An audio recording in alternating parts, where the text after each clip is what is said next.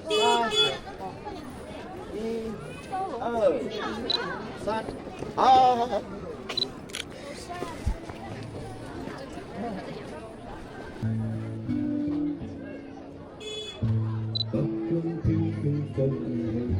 正想以後盡力，原能成為放人和欺騙，應你上而飛，路向長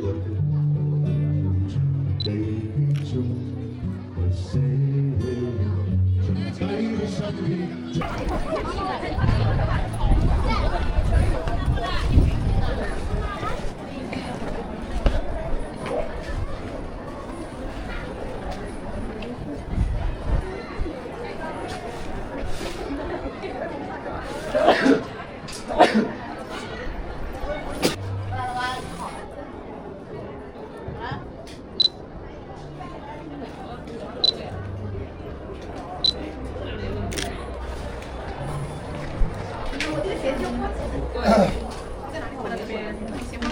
还有一个颜色类似的。游泳哎，我看今天还在游泳，受不了。高。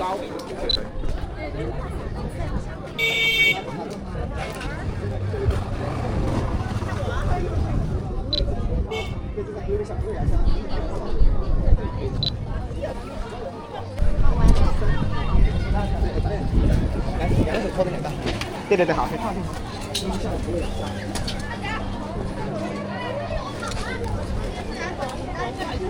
出来，人家在煮茶，看这。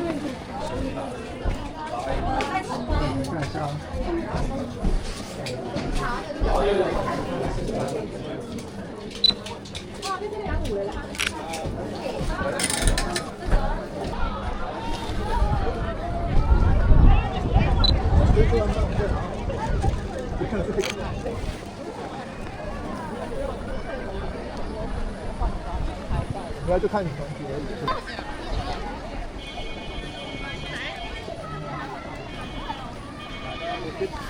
跟这边跟这李总出去。人太多。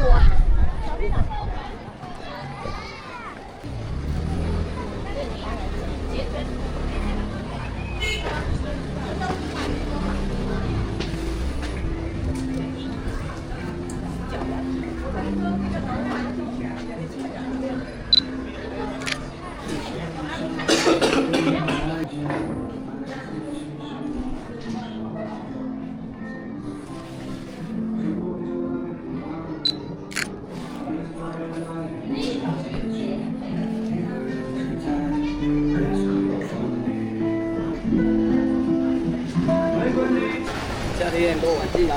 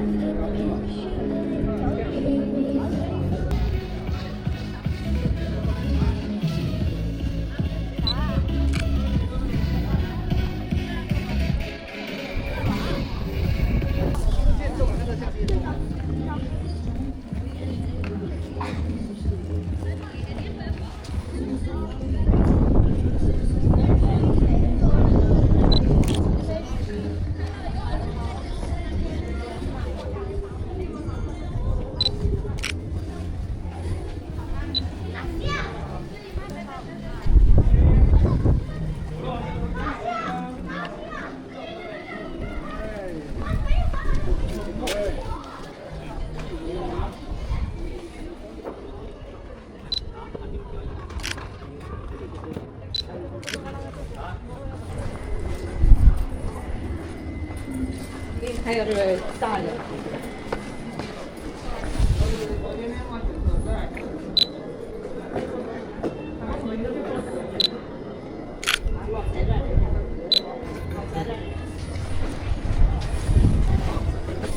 站的挺远，不知道说。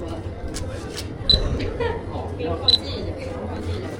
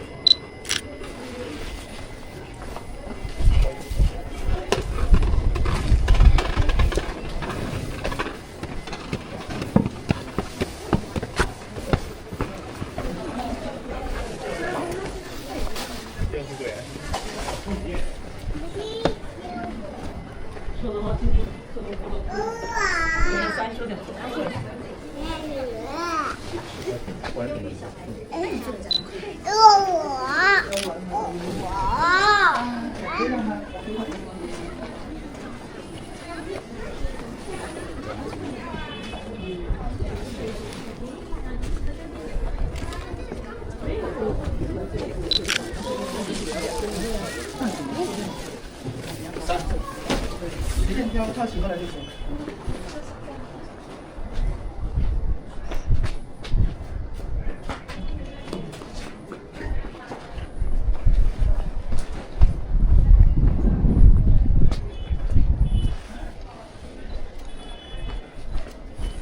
好，看见好，行，好的，看这个，看这边，这个，好，但是旁边这手麻烦你，这个手是特别好的，看前面这个手掌这边一点点，这样就对了，好，上飞，可以，这个，手都动了，好的，这手往上你看几遍，帮你加啊。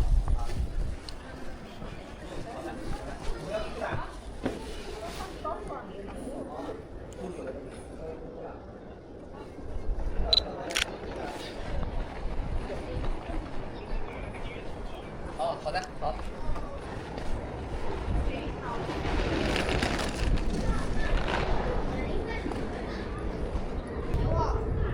并期望加薪人气，加薪，手机眼睛不要歪眼睛。好，快点做。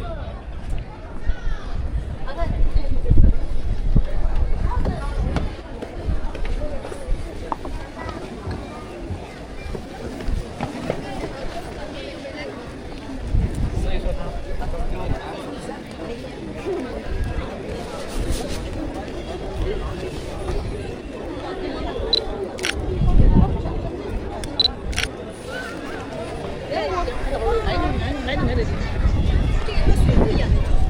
水路的那个地方。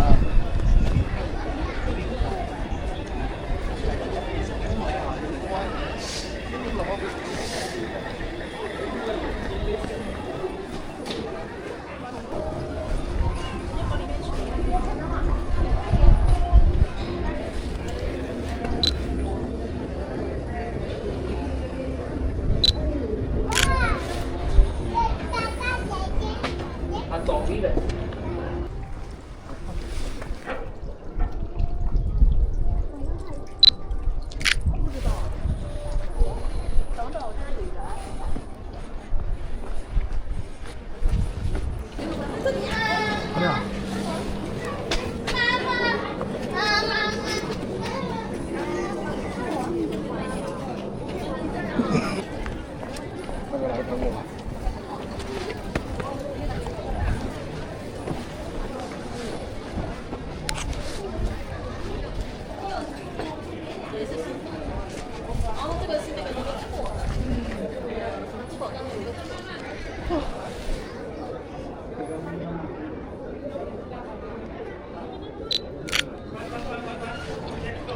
快一点点啊，都开一点点。好，稍等交叉一下。好，再过来一点点，然后呢再看，好，往这边看啊，头不要太歪，头太歪了啊，再好，眼睛身体往前一点点。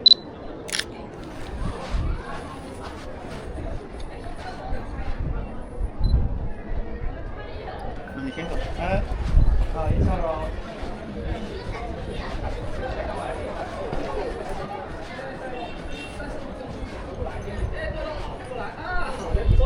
好，来，站一下。哎，牙齿露一点。哎，好。哎，可以的，美，来，站过来，站出来一下，看我一下，身体侧过来，把伞倒下来一点。对，再往前走一步。哎，不，往后退一步，过来一点点。OK， 可以，好。哎，伞再拿高一点，拿高一点点。好，看一下。OK，可以。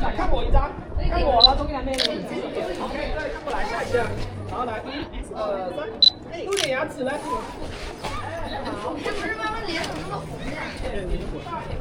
我再不要了哦。我还没看啊。能不能在后面摆拍？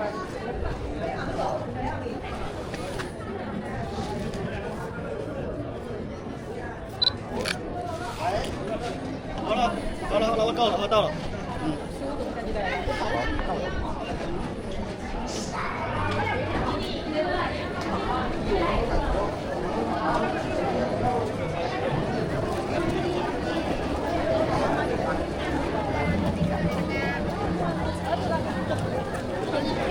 我答应你，好不好？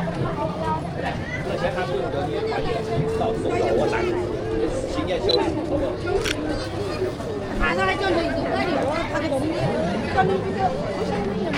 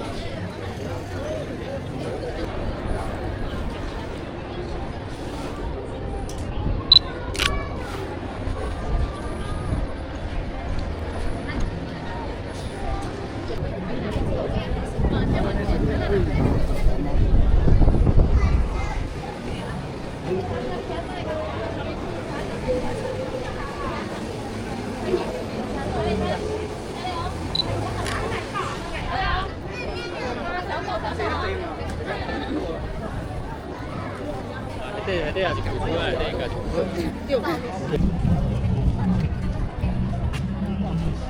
来泡泡边。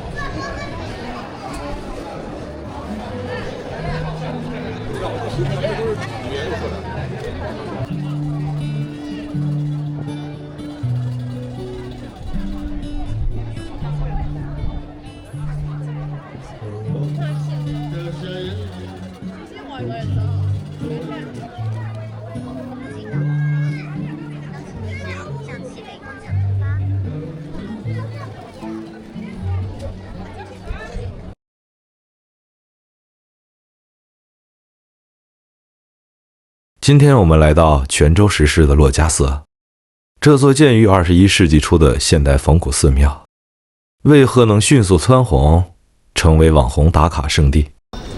细究其因，不外乎小红书、抖音等社交媒体的助推。内地人工景点层出不穷，论规模，胜过珞珈寺者不计其数。然而，一旦与宗教结缘，关注度便陡然飙升。在中国，寺庙兴建并非易事，若无佛缘之地，顿难获批。而一旦落成，香火兴旺几乎是必然。更何况，珞珈寺建于沙滩之上，面朝台湾海峡，涨潮时四面环水，仿若漂浮海天之间；退潮时又与陆地相连，宛如架龙腾海，呈现四幅海上庙架蛟龙之盛景。如此独特的地理位置与建筑风貌，再叠加海天佛国之美誉，想不火都难。至于这股热潮能持续多久，终究还是要看网络流量的造化。这座寺庙有多久历史？其实珞珈寺的历史并不算悠久，1997年筹建，2000年动工，2001年首期竣工，但规格不低。寺名由赵朴初，原中国佛教协会会长亲自题写，奠基仪式更是由普陀山高僧主持，足见其佛教地位之高。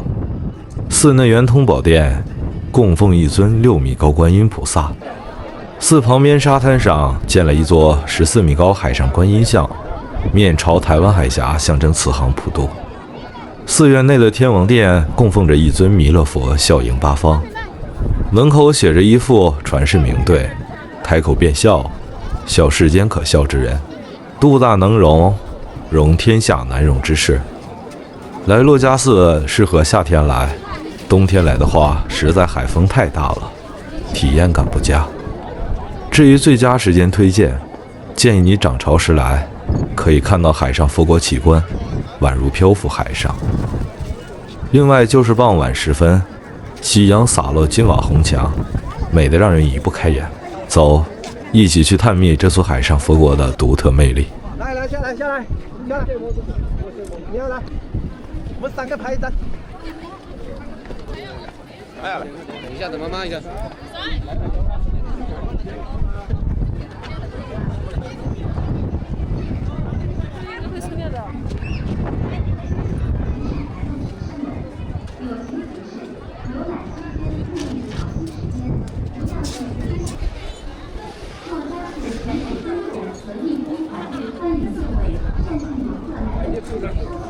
一定要撞到它的。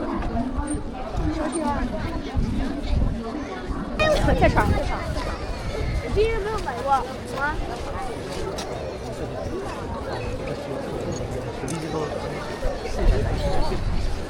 别啥？西平之后就没有办法给你打电话，因为你有打。对呀。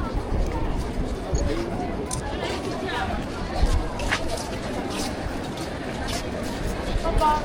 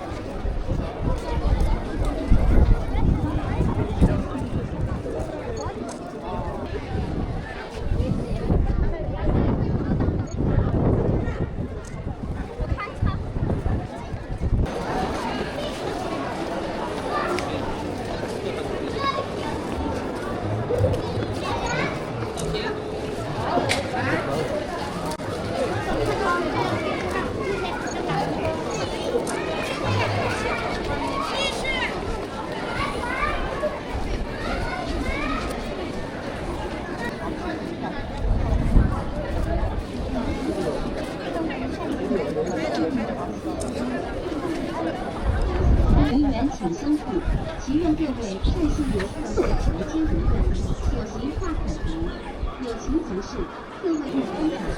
阿弥陀佛。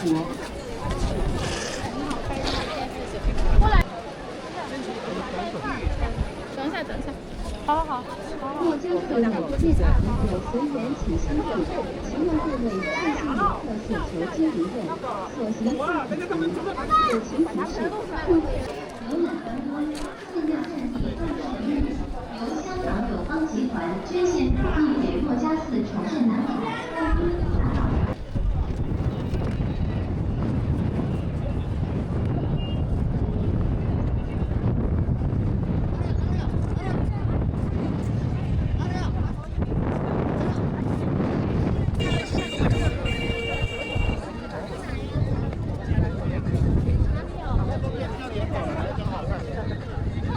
不知不觉，珞珈寺的参观已尽礼声，至此，泉州之旅圆满结束。